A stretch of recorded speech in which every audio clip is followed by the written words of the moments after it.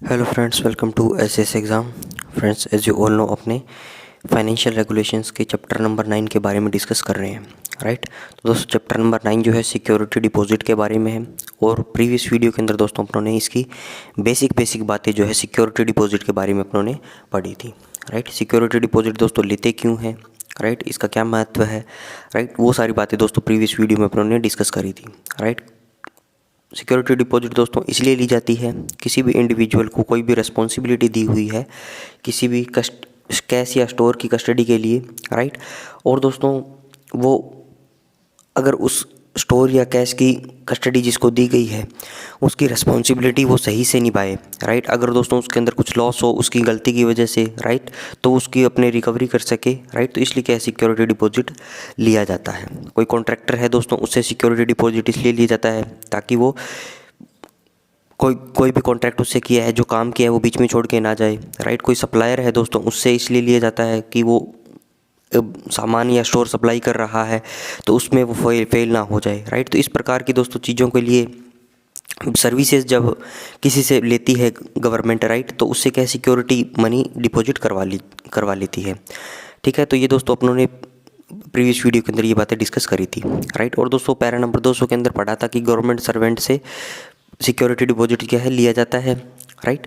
अब आज दोस्तों पढ़ेंगे अपने फ्रॉम प्राइवेट पर्सन्स और फर्म, ठीक है। प्रीवियस वीडियो में दोस्तों गवर्नमेंट सर्वेंट पढ़ लिया, आज दोस्तों अपने फ्रॉम प्राइवेट पर्सन्स और फर्म से पढ़ेंगे, इससे रिलेटेड क्या नियम या कानून दिए गए हैं, राइट। और दोस्तों ये सवाल जो है इस पैरा से क्या है, एक सवाल दोस्तों नवंबर 2007 के प्रीवियस के एसएस एग्जामिनेशन में भी पूछा गया है।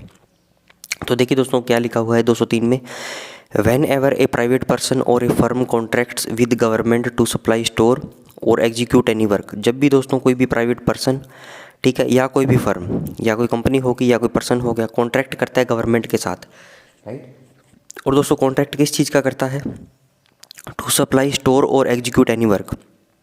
या तो कोई वो स्टोर सप्लाई करेगा या कोई काम वो करेगा गवर्नमेंट का, right. Unless exempted by competent authority be required to give security for the due fulfilment of the contract, ठीक है। या तो दोस्तों कॉम्पिटेंट अथॉरिटी ने उसे एग्जेम्प्ट कर दिया, वो बात अलग है, तब उससे कोई सिक्योरिटी मनी नहीं लगेंगी।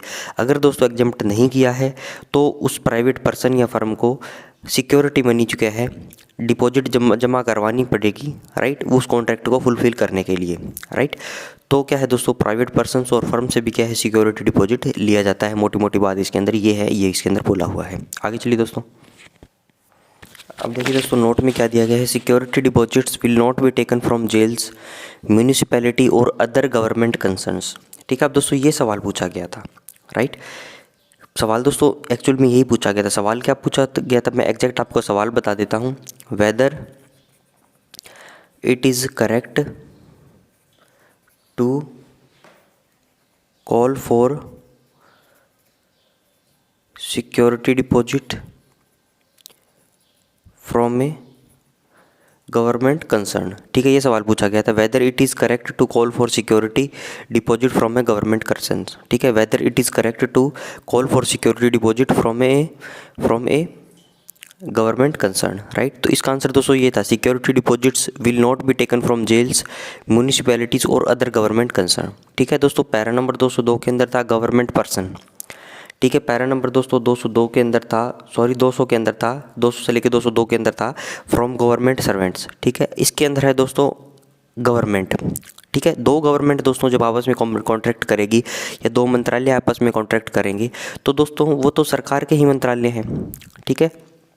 तो वो आपस के अंदर क्या है, वो सिक्योरिटी डिपॉजिट्स वगैरह ये चीज़ें नहीं करते हैं, राइट। अगर दो गवर्नमेंट, मान लो स्टेट गवर्नमेंट सेंट्रल गवर्नमेंट के साथ कर रही है, राइट, तो उस केस के भी अंदर क्या है, वो कोई किसी भी प्रकार का सिक्योरिटी डिपॉजिट क्या है वो नहीं देते हैं, राइट। दो सरकारें आपस में करेगी तो क्या है, उनको कोई सिक्योरिटी डिपॉजिट नहीं देना है, जेल से नहीं लेना दोस्तों, म्यूनिसिपैलिटी से नहीं लेना। इस लाइन को आपको रेडीमेड इसको याद रख लीजिए, राइट। उम्मीद है दोस्तों नवंबर 2007 के अंदर पूछा था, इतना पुराना क्या पता अब भी ये सवाल वापस मुड़ के पूछ ले, राइट। 204 देखिए दोस्तों, एग्जाम्पशंस में भी ग्रांटेड टू प्राइवेट फर्म्स और persons in the case of large and reliable firms. Exemption दोस्तों ग्रांट किया जा सकता है किनको, प्राइवेट फर्म्स को और पर्सन्स को, राइट। किन केसेस के अंदर, इन the case of large and reliable firms, ऐसी दोस्तों कंपनियां, मान लो टाटा है, ठीक है, रिलायंस है, राइट। तो ये दोस्तों बहुत बड़े बड़े ग्रुप हैं, बहुत बड़ी बड़ी कंपनीज है, तो ये तो ऑब्वियस ही बात है, कोई कॉन्ट्रैक्ट आप इनसे करोगे तो वो पूरा कर ही देगी, राइट। क्योंकि दोस्तों इनकी खुद की एक वैल्यू है, ब्रांड वैल्यू है, राइट। अगर दोस्तों वो कोई काम नहीं करेगी तो उनकी मार्केट वैल्यू डाउन होगी, राइट। तो इस प्रकार से दोस्तों किस लार्ज और रिलायबल जो फर्म्स हैं, जो मानी तानी फर्म्स हैं, जो बरसों से काम करती आ रही है गवर्नमेंट के लिए, राइट, सामान सप्लाई कर रही है, तो उस केस के अंदर क्या है, उनको एग्जेम्पशंस दिया जा सकता है, right. Exemptions may be granted to private firms or persons in the case of large and reliable firms and individual contractors on the recommendation of the individual contractor को भी दोस्तों क्या है, एग्जेम्प्ट करा जा सकता है, right, in on the recommendation of the GOC in C command by the chief of the army staff और ए PSO। दोस्तों रिकमेंड कौन करेगा, GOC इन सी करेगा कमांड का, ठीक है, general officer commanding in chief, right, command का।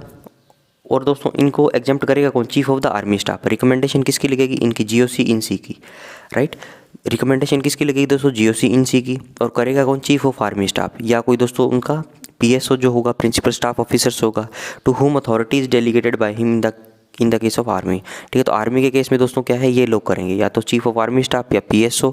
Recommendation किसकी लगेगी, इनकी लगेगी, ठीक है। आगे देखिए दोस्तों, एग्जेम्प्ट करेंगे, डेटा लेंगे। अब दोस्तों इनको कैसे पता कि भाई ये जो फर्म है ये रिलायबल है या नहीं है, तो वो डेटा कहीं से तो कलेक्ट करेंगे। तो एग्जेम्प्ट करेंगे तो दोस्तों डेटा लेंगे फ्रॉम इनकम टैक्स डिपार्टमेंट से, दोस्तों एक डेटा ले लेंगे वो, कि देख लेंगे कि ये इनकम टैक्स भर रहे हैं या नहीं भर रहे, ठीक है, कोई इंडिविजुअल कॉन्ट्रैक्टर है तो, राइट। और दोस्तों और प्रकार के देख लेंगे कि ये कर भर रहे हैं या नहीं कर रहे, या कोई और कॉरपोरेशन है तो उसका कोई अलग जो टैक्स लगता होगा, ठीक है। तो उनका दोस्तों क्या है, उनकी क्रेडिबिलिटी क्या है, यहाँ से अपने जान सकते हैं इनकम टैक्स अथॉरिटी से या कोई अदर दोस्तों सिविल अथॉरिटी से, शोइंग दैट द फर्म्स और individual contractors are financially sound. Exempt करेंगे दोस्तों, डेटा लेंगे फाइन इनकम टैक्स से या अदर सिविल अथॉरिटी से। उस डेटा से दोस्तों हम क्या पता लगाएंगे कि जो फर्म्स हैं, जो इंडिविजुअल कॉन्ट्रैक्टर है, वो फाइनेंशियली साउंड हैं या नहीं है, right, and are known for their business honesty and integrity. और दोस्तों वो किस चीज़ के लिए जाने जाते होंगे, बिजनेस ऑनेस्टी के लिए और इंटीग्रिटी के लिए, ठीक है। ये चीज़ समझ में आई दोस्तों। 204 नंबर कंप्लीट हुआ। आगे चलिए, अब दोस्तों बोला गया है हाउ कैलकुलेटेड। अब सिक्योरिटी डिपॉजिट जो होगा उसको कैलकुलेट कैसे करा जाएगा, इसके लिए कुछ दोस्तों फैक्चुअल बातें इसके अंदर दी गई है, राइट। पहला है for a contract not exceeding ₹10,000। 10,000 रुपये से दोस्तों कम का कॉन्ट्रैक्ट करते हो तो आप दोस्तों 10% तक क्या है इसकी, 10% क्या है दोस्तों इसकी, आप सिक्योरिटी डिपॉजिट ले लो। 10% कितना हो गया इसका दोस्तों, 1,000 रुपया, ठीक है। और दोस्तों मिनिमम 25 रुपया तो आपको लेना ही है। अब मान लो आपने 100 रुपये का कॉन्ट्रैक्ट किया, फॉर एग्जांपल कर लो, ठीक है, 100 रुपये का कॉन्ट्रैक्ट किया। अब इसका 10% तो दोस्तों 10 रुपया हो गया, ठीक है। तो आपको कम से कम 25 रुपया तो लेना ही है। अब दोस्तों ये सवाल भी पूछा जाता है कि कम से कम जो कॉन्ट्रैक्ट आप करते हो तो उसके अंदर सिक्योरिटी मनी कितना डिपॉजिट होगा, ठीक है, कम से कम सिक्योरिटी डिपॉजिट कितना करवा सकते हैं, तो कम से कम दोस्तों क्या है 25 रुपया है। अब जो बाद में जो भी डेटा आएगा 1, 2, 3, 4, 5 के अंदर वो 25 से तो ज़्यादा ही है, ठीक है। अब अगला है दोस्तों कॉन्ट्रैक्ट बिटवीन 10,000 से 30,000 के अंदर करते हो तो 7% कर सकते हो आप, ठीक है। इसके अंदर दोस्तों आपको मिनिमम तो 1,000 तो लेना ही पड़ेगा, ठीक है। और 7% का मतलब है दोस्तों 10,000 मान लो 11,000 का हो गया कॉन्ट्रैक्ट, ठीक है। 11,000 का 7% निकाल लो, 1% इसका कितना हो गया दोस्तों, 1%, 10% निकालना है तो 1 के बाद पॉइंट लगा दो, 1% निकालना है तो 2 के बाद पॉइंट लगा दो, ठीक है। यहाँ पॉइंट लगा दिया, 1% हो गया 110। अब इसको 7 से गुणा कर देता हूँ, इसको 770 रुपया हो गया। लेकिन दोस्तों आपको 11,000 का भी कॉन्ट्रैक्ट होता है तो आपको 1,000 तो मिनिमम लेना ही है, ठीक है। अब दोस्तों मान लो 25,000 का कॉन्ट्रैक्ट हो गया, ठीक है। और अब इसका 7% निकाल लो, 0, 25, 25 7 175, ठीक है, ये 1750 का हो गया। या मान लो दोस्तों 30,000 का ही हो गया, तो मैक्सिमम आप क्या है 30,000 के अंदर कितना हो जाएगा, 2100 रुपये का हो जाएगा ये, राइट। तो उस केस के अंदर दोस्तों क्या है आपको मैक्सिमम 2,000 रुपये लेने हैं, ठीक है। मिनिमम 1,000 रुपया लेना है और मैक्सिमम दोस्तों कितना है 2,000 रुपये, ठीक है। 10,000 का कॉन्ट्रैक्ट होगा तो 10%, 10 से 30 होगा तो 7%, इसमें मिनिमम 25 रुपया, इसमें मिनिमम 1,000 और मैक्सिमम 2,000 रुपये, राइट। आगे चलिए दोस्तों, तो अभी अपन ने देख लिया दोस्तों 10,000 तक करोगे तो उसका 10% और मिनिमम 25 रुपया, ठीक है। 10 से 30 करोगे तो 7%, मिनिमम 1,000 और मैक्सिमम 2,000 तो लेने ही। तीसरा है दोस्तों कॉन्ट्रैक्ट एक्सीडिंग 30,000। अब 30,000 से ऊपर जाओगे तो दोस्तों क्या 5% आपको लेना है और मिनिमम क्या है 2,000 रुपया तो चार्ज करना ही है, राइट। अगला है दोस्तों 4 number, in the case of army service corps and military farms contract exceeding the value of 1,20,000 then 10% of the 1,20,000 plus 5% जितनी अमाउंट बाकी है अबव 1,20,000 से। दोस्तों ये 3 नियम हो गए। एक तो 10,000, 10 से 30, 30 से ऊपर। अब 30 से ऊपर तो सारा आ जाएगा, राइट। अब इसके बाद दोस्तों पर्टिकुलर बता दिया ASC आर्मी सर्विस कोप जो हैं, जो सर्विसेज प्रोवाइड करती है आर्मी को। और दोस्तों मिलिट्री फार्म से रिलेटेड अगर कॉन्ट्रैक्ट वैल्यू 1,20,000 से ऊपर जाएगी तो आपको 10% लेना है 1,20,000 का, ठीक है। अब मान लो दोस्तों 1.5 लाख का कॉन्ट्रैक्ट था, 1,20,000 का तो 10% ले ही लोगे। बाकी दोस्तों जो 1.5 लाख का था 1,20,000 तक का हिसाब हो गया। बाकी 30,000 रुपया जो बचा है दोस्तों, उसका 5% आपको सिक्योरिटी मनी के रूप में डिपॉजिट करवाना पड़ेगा, ठीक है, इन दोनों के लिए। अगला देखिए दोस्तों, where short term agreements are entered into by the army service corps. दोस्तों यहाँ पे शॉर्ट टर्म एग्रीमेंट्स करे जाते हैं, ठीक है, आर्मी सर्विस कोर्प्स के, for obtaining fresh articles of army service corps supply, ठीक है। Where short term agreements are entered into by the army service corps for obtaining fresh articles of army service corps supply, ठीक है। दोस्तों fresh articles के लिए क्या है, army service जो क्या है, ASC जो क्या है, वो कॉन्ट्रैक्ट करती है, राइट।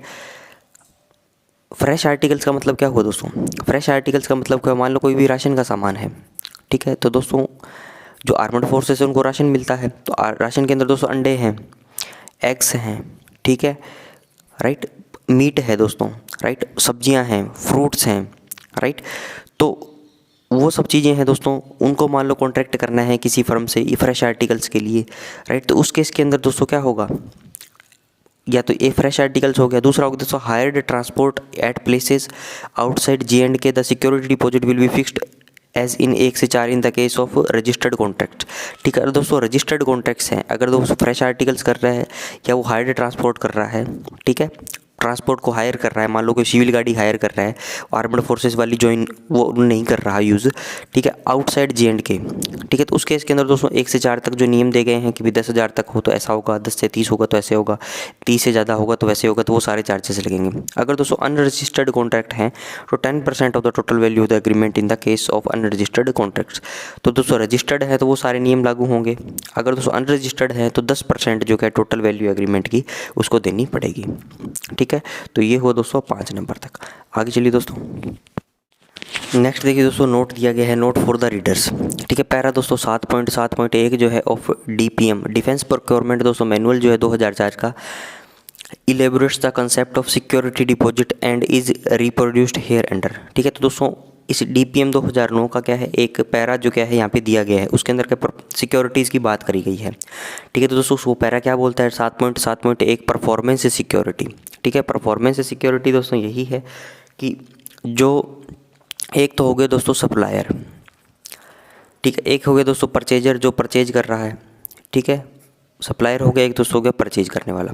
अब दोस्तों परफॉर्मेंस सिक्योरिटी का मतलब है इसकी परफॉर्मेंस की जांच करने के लिए, ठीक है। परफॉर्मेंस का मतलब क्या हुआ, मैंने इससे कोई भी सामान मंगवाया, अब दोस्तों ये सामान देगा, कैसे देगा, टाइम पे दे रहा है, ठीक है। इस चीज़ की दोस्तों सिक्योरिटी के परचेजर को होना चाहिए, क्योंकि दोस्तों मुझे सामान परचेज करना है, ठीक है। मेरे पास तो एक फ़िक्स टाइम लिमिट है कि मुझे मान लो अभी मार्च है, मुझे अप्रैल के अंदर क्या है ये सामान चाहिएगा, ठीक है, कुछ भी XYZ सामान आप मान लो, राइट। तो मुझे अप्रैल के अंदर उस सामान की ज़रूरत है। अब दोस्तों मैं उसको कॉन्टैक्ट कर लेता हूँ कोई भी सप्लायर से और ऑर्डर प्लेस कर देता हूँ, राइट। तो दोस्तों वो सप्लायर मुझे अगर टाइम पे वो सामान डिलीवर नहीं करेगा, ठीक है, तो दोस्तों मुझे तो गड़बड़ हो जाएगी ना, मुझे ज़रूरत थी अप्रैल के अंदर, राइट। तो उस प्रकार की दोस्तों उसकी सिक्योरिटी जांच करने के लिए उसको बोलते हैं परफॉर्मेंस की सिक्योरिटी, ठीक है, कि वो सामान डिलीवर कर देगा या नहीं कर देगा, तो उससे क्या है सिक्योरिटी अमाउंट ली जाती है, ठीक है। और वो दोस्तों किस फॉर्म में ली जाती है, वो PBG के फॉर्म में ली जाती है, परफॉर्मेंस सिक्योरिटी वो दोस्तों PBG के फॉर्म में ली जाती है, परफॉर्मेंस बैंक गारंटी, राइट। तो देखिए दोस्तों इसके अंदर क्या लिखा गया है, performance security deposit payable to the purchaser is furnished by the supplier in the form of a performance bank guarantee issued by a public sector bank or a private sector bank authorized to conduct government business in the prescribed format within 30 days from the date of the contract। दोस्तों जिस date को आप contract कर लोगे तो supplier क्या है दोस्तों बैंक के थ्रू परफॉर्मेंस बैंक गारंटी देगा, किसको, परचेजर को, राइट। और दोस्तों वो पब्लिक सेक्टर बैंक देंगे या दोस्तों प्राइवेट सेक्टर बैंक देंगे। प्राइवेट सेक्टर बैंक कौन कौन से दिए गए हैं, ICICI, एक्सिस और HDFC, राइट। तो कुल मिला के दोस्तों बात ये है कि पीबीजी का मतलब क्या है, बैंक ने गारंटी ले ली सप्लायर के बिहाफ पे। ठीक है, अगर दोस्तों वो सामान नहीं देगा तो या कोई भी गड़बड़ करता है वो, तो बैंक क्या है परचेजर को वो पैसा दे देगा। ठीक है, उसकी क्या भरपाई करेगा वो उसके नुकसान की। राइट, परफॉर्मेंस बैंक गारंटी दोस्तों क्या हुआ, बैंक ने गारंटी ले ली सप्लायर के बिहाफ पे, अगर वो सामान नहीं देगा, अगर वो सामान सप्लाई नहीं करेगा, अगर वो कॉन्ट्रैक्ट की टर्म्स एंड कंडीशंस तोड़ता है तो वो पैसा जो है बैंक पे करेगा। ठीक है, बैंक दोस्तों सप्लायर से अपने आप ले लेगा, वो तो उनका इंटरनल मैटर है। जैसे मैंने लेटर ऑफ क्रेडिट में आपको बताया था, मान लो इंटरनेशनल कोई भी, ये कोई एक्स कंट्री है, ये कोई वाई कंट्री है। ठीक है, यहाँ पे कोई सप्लायर है, यहाँ पे दोस्तों कोई परचेजर है सामान लेने वाला। अब दोस्तों सप्लायर परचेजर को नहीं जानता, परचेजर सप्लायर को नहीं जानता। ठीक है, जानते भी होंगे तो दोस्तों भरोसा नहीं कर सकते। सप्लाई कर देगा मान लो ये सप्लायर सामान, ये पेमेंट दे ना दे क्या गारंटी है। ठीक है, अब दोस्तों मान लो ये पेमेंट कर दे पहले इसको, अब ये सामान दे यानी क्या गारंटी। इसलिए दोस्तों दोनों के बैंक जो हैं एक दूसरे को दोस्तों क्या है लेटर ऑफ क्रेडिट इशू करते हैं। ठीक है, कि हाँ भैया इन एक दूसरे को बता देते हैं कि अगर तू सामान भेज दे, अगर ये पेमेंट नहीं करेगा तो मैं तेरे को पेमेंट कर दूंगा। राइट, तो ये बोलता है कि अगर ये बैंक बोल देगा इसको मैं तेरे को पेमेंट भेज देता हूँ, राइट, तो ये सामान भिजवा दें यहाँ से। इस प्रकार से दोस्तों क्या म्यूचुअल अंडरस्टैंडिंग बैंक्स के बीच में होगी। राइट, तो ऐसा यहाँ पे है दोस्तों कि मान लो सप्लायर ने क्या कर दिया, परफॉर्मेंस बैंक गारंटी दे दी परचेजर को। राइट, तो इस केस के अंदर दोस्तों अगर कोई सप्लायर गड़बड़ करता है तो बैंक ने गारंटी ले ली। देखो दोस्तों परफॉर्मेंस बैंक गारंटी, बैंक ने गारंटी ले ली कि अगर कोई गड़बड़ करता है सप्लायर तो that amount will be paid by that bank. ठीक है, कौन कौन से बैंक है, पब्लिक सेक्टर बैंक और प्राइवेट सेक्टर बैंक है, आईसीआईसीआई, एक्सिस और एचडीएफसी। ठीक है, आगे देखिए दोस्तों, the performance security deposit is meant to compensate the purchaser for any loss suffered due to failure of the supplier to complete his obligations as per the contract.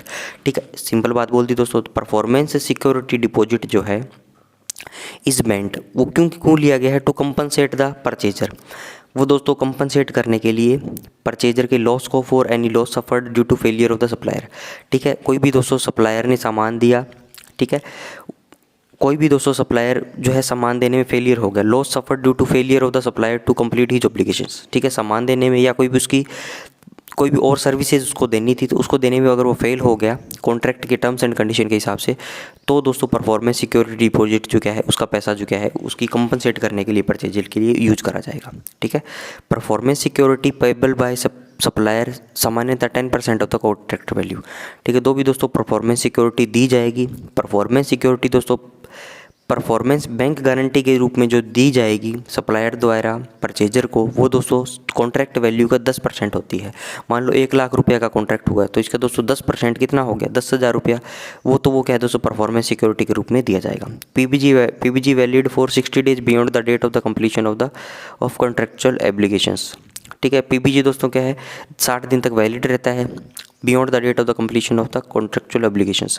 ठीक है, contract दोस्तों पूरा हो गया, ऑब्लिगेशंस पूरे हो गए, उसके बाद भी दोस्तों क्या है 60 दिन तक क्या है वो वैलिड रहेगा। राइट, आगे चलिए दोस्तों,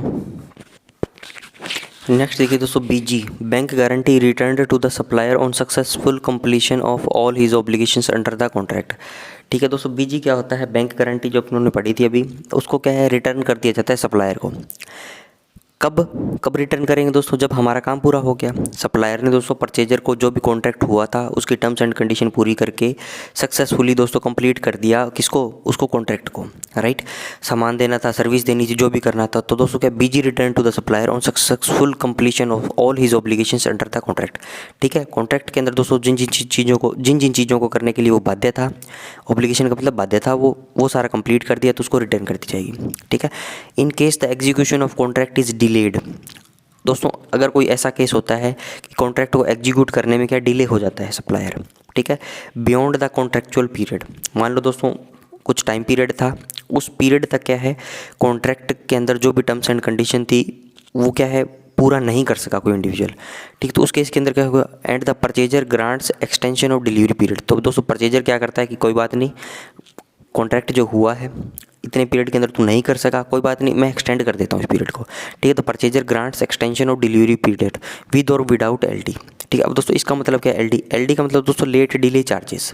ठीक है, कि मतलब आपकी कॉन्ट्रैक्ट मुझे मान लो 30 तारीख, मान लो अमेजोन से सामान मंगवाता हूँ। ठीक है, अमेजोन से मैंने कॉन्ट्रैक्ट कर लिया कि मुझे 10 टीवी चाहिए या 10 लैपटॉप चाहिए। राइट, और मैंने दोस्तों ऑर्डर प्लेस कर दिया। राइट, और मैं बोल देता हूँ मुझे 25 मार्च तक चाहिए। ठीक है। तो अमेज़ॉन से को दोस्तों कॉन्टैक्ट कर लिया और मैंने बोल दिया 10 लैपटॉप चाहिए मुझे 25 मार्च तक। अब दोस्तों 25 मार्च तक मुझे 10 लैपटॉप मिल जाने चाहिए, मुझे डिलीवरी मेरे घर पे आ जानी चाहिए। उससे अगर लेट होता है तो दोस्तों मैं क्या करता हूँ, अमेज़ॉन को पहले कॉन्ट्रैक्ट में लिख के देता हूँ कि मैं इतना % अगर तू 25 तारीख से लेट करेगा तो मैं तेरे से डिले चार्जेस काटूँगा। मान लो मुझे इसको 10 लैपटॉप है, ठीक है, मुझे 5 लाख की पेमेंट करनी थी, ठीक है, मुझे 5 लाख की पेमेंट करनी थी, तो मैं इसको पहले ही बोल दूंगा कि मैं 1% या 2%, 3% जो कि 5 लाख का डिले चार्जेस काटूंगा जब तेरे को मैं पेमेंट करूंगा तो, ठीक है, अगर मैं आफ्टर पेमेंट कर रहा हूँ सामान आने के बाद, राइट। तो ऐसा ही इसके अंदर है दोस्तों, या तो परचेजर ने क्या है ग्रांट कर दिया एक्सटेंशन को डिलीवरी पीरियड को, ठीक है, इसके अंदर जो भी कंडीशन उसकी रही होगी विद या विदाउट एलडी, कि वो बोला होगा कि हाँ कॉन्ट्रैक्ट की जब मैं पेमेंट करूँगा फाइनल पेमेंट तो उसके अंदर तेरे को लेट डिले चार्जेस काटूंगा या नहीं काटूंगा, ठीक है, वो सारी डिटेल उसको बता देगा। The supplier must get the BG revalidated if not already valid, ठीक है। दोस्तों सप्लायर उसके इसके अंदर क्या करेगा, अगर एक्सटेंशन वो कर देता है पीरियड तो उसको जो बैंक गारंटी होगी, राइट, परफॉर्मेंस बैंक गारंटी जो होगी दोस्तों उसको रीवैलिडेट करवाएगा वो, राइट, अगर उसने वो नहीं करी है तो, ठीक है। तो सिंपल सी बात है दोस्तों, डीपीएम जो है डिफेंस प्रोक्योरमेंट मैनुअल जो है उसके पैरा नंबर 7.1 के अंदर साफ साफ बातें लिखी गई है। अगर कोई भी सप्लायर जो क्या है परचेजर को सामान देता है तो वो गारंटी जो है वो सिक्योरिटी जो है परचेजर को परफॉर्मेंस बैंक गारंटी के रूप में देता है, जिसको दोस्तों पीबीजी बोला जाता है। पीबीजी की दोस्तों फुल फॉर्म पूछी जा सकती है, पीबीजी की फुल फॉर्म पूछी जा सकती है, क्या होगी, परफॉर्मेंस बैंक गारंटी, राइट। तो ये हुआ दोस्तों पैरा नंबर हमारा कंप्लीट 7.7.1 डीपीएम का। अगला देखिए दोस्तों, पैरा नंबर है 206 सिक्योरिटी डिपॉजिट्स फॉर्म ऑफ, ठीक है। अब दोस्तों हमने बात कर ली पहले कि सिक्योरिटी डिपॉजिट लेते क्यों हैं, फिर दोस्तों हमने पढ़ लिया गवर्नमेंट जो पर्सन है उनसे, फिर दोस्तों पढ़ लिया प्राइवेट से, ठीक है, फिर दोस्तों उसके अंदर नोट पढ़ लिया कि जो गवर्नमेंट जो जेल्स हैं म्यूनिसिपैलिटीज़ जो हैं, ठीक है, गवर्नमेंट से दोस्तों क्या है हम गवर्नमेंट कंसर्न से हम सिक्योरिटी डिपॉजिट नहीं लेते, नवंबर 2007 में पूछा भी गया है। इसके बाद दोस्तों हम लोगों ने पढ़ लिया जो कैलकुलेट कैसे अपने करेंगे इसको जो सिक्योरिटी डिपॉजिट है, ठीक है। अब दोस्तों पढ़ लिया आप लोगों ने कि डीपीएम का पैरा नंबर 7.7.1। अब दोस्तों सिक्योरिटी डिपॉजिट के लेने के बहुत सारे तरीके हैं। एक तो आप लोगों ने पढ़ लिया पीबीजी परफॉर्मेंस बैंक गारंटी, अब और भी दोस्तों बहुत सारे तरीके हैं सिक्योरिटी डिपॉजिट लेने को, ठीक है।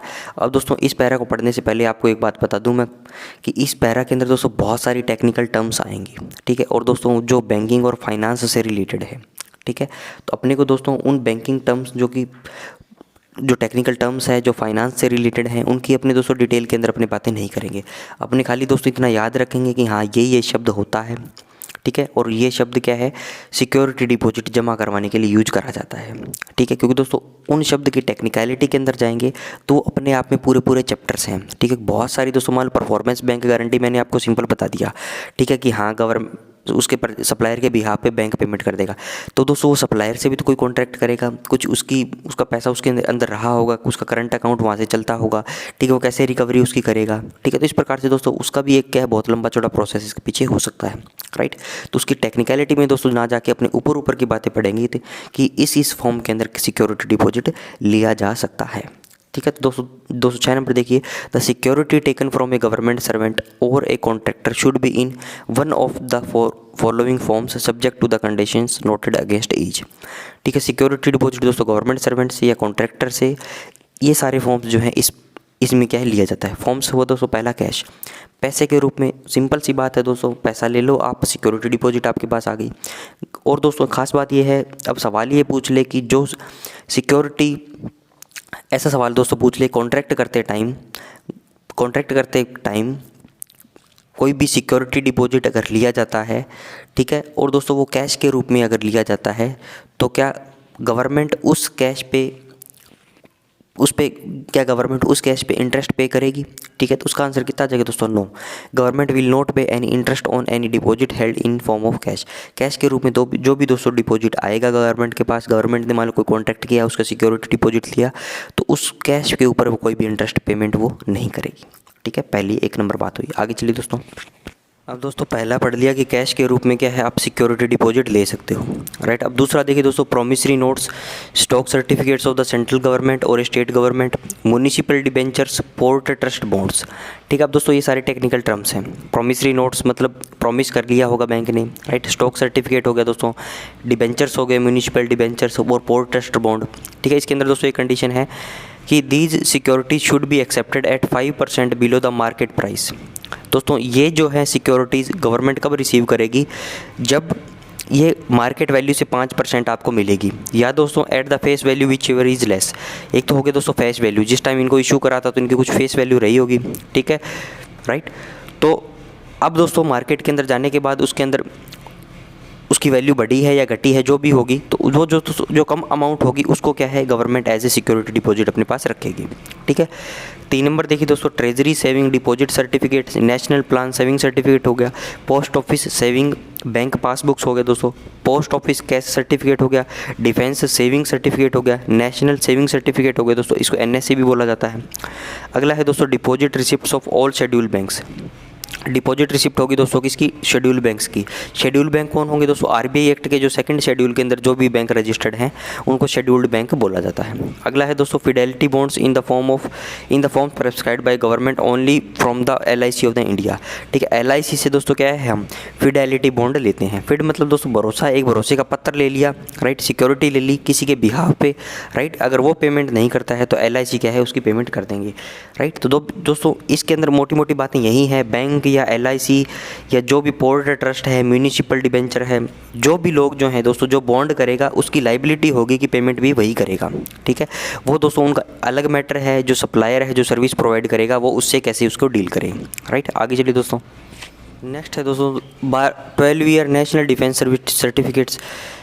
आगे है other forms of security specifically approved by government for acceptance in any particular department. कोई और दोस्तों सिक्योरिटी डिपॉजिट का कोई मेथड अप्रूव कर रखा होगा गवर्नमेंट ने कोई पर्टिकुलर डिपार्टमेंट के अंदर, राइट। या दोस्तों एग्जांपल दिए गए mortgages on real property personal security. Mortgage का मतलब है दोस्तों गिरवी रखना, ठीक है, मतलब प्रॉपर्टी के दोस्तों कागज़ रख दिए, राइट। तो वो क्या हो गया, वो गिरवी रख दी एज ए सिक्योरिटी मनी, क्या है दोस्तों उसको जमा करवा सकते हो आप, राइट, पर्सनल सिक्योरिटी हो गया। ठीक है, तो ये हुआ दोस्तों सारे फॉर्म्स जो हैं सिक्योरिटी डिपॉजिट को करवाने के, वो सारी इसके अंदर बातें दी गई थी। अगला है दोस्तों fidelity bond as a security watching of the payment of the premium. ठीक है, फिडेलिटी बॉन्ड को दोस्तों एज ए सिक्योरिटी आपने लिया है तो उसका प्रीमियम भी क्या है वॉच करना पड़ेगा, राइट। 208 के अंदर देखिए दोस्तों, when A government servant has furnished security in the form of Fidelity bond. ठीक है, फिडेलिटी बॉन्ड के रूप में दोस्तों क्या गवर्नमेंट सर्वेंट ने अपनी सिक्योरिटी दी है, तो दोस्तों that departmental authority receiving the bond should see that the government servant pays the premium necessary to keep it alive on due dates. ठीक है दोस्तों, जो डिपार्टमेंटल अथॉरिटी है, राइट, रिसीविंग द बॉन्ड, जिन्होंने बॉन्ड को रिसीव किया है वो दोस्तों देखेंगे कि गवर्नमेंट सर्वेंट उसका premium time to time payment कर रहा है या नहीं कर रहा। ठीक है, necessary to keep it alive on due dates. ठीक है, ड्यू डेट्स के अंदर दोस्तों गवर्नमेंट सर्वेंट से क्यों ली है, गवर्नमेंट सर्वेंट से दोस्तों क्यों ली है सिक्योरिटी डिपॉजिट, क्योंकि दोस्तों अपना पैरा नंबर 200 से लेकर 202 के अंदर पढ़ा था कि उसको कोई भी कस्टडी दी गई है कैश या स्टोर की, ठीक है, उस केस के अंदर उससे लेते हैं अपने, राइट। तो उसने फिडेलिटी बॉन्ड के रूप में दी है तो दोस्तों उसका प्रीमियम देखेंगे कि वो उसको अलाइव रखने के लिए दे रहा है या नहीं दे रहा ड्यू डेट्स के अंदर। ठीक है, if the government servant fails to deliver the premium receipt to the departmental authority in time he should be removed from his post at once. ठीक है, अगर दोस्तों गवर्नमेंट सर्वेंट फेल हो जाता है डिलीवर करने के लिए प्रीमियम की रिसिप्ट को डिपार्टमेंटल अथॉरिटी को टाइम के अंदर, he should be removed from his post at once, तो उसको दोस्तों क्या उसकी पोस्ट से क्या है हटाया भी जा सकता है, राइट। तो ये हो दोस्तों पैरा नंबर 208 कंप्लीट, राइट। अब दोस्तों बाहर से बहुत शोर आ रहा है, सो आई एम गेटिंग डिस्टर्ब्ड। तो नेक्स्ट दोस्तों पैरा जो है नेक्स्ट वीडियो के अंदर अपन डिस्कस करेंगे। आज के लिए दोस्तों इतना ही। वीडियो को लाइक करिए दोस्तों, कमेंट जरूर से करें। Thanks for watching, have a nice day.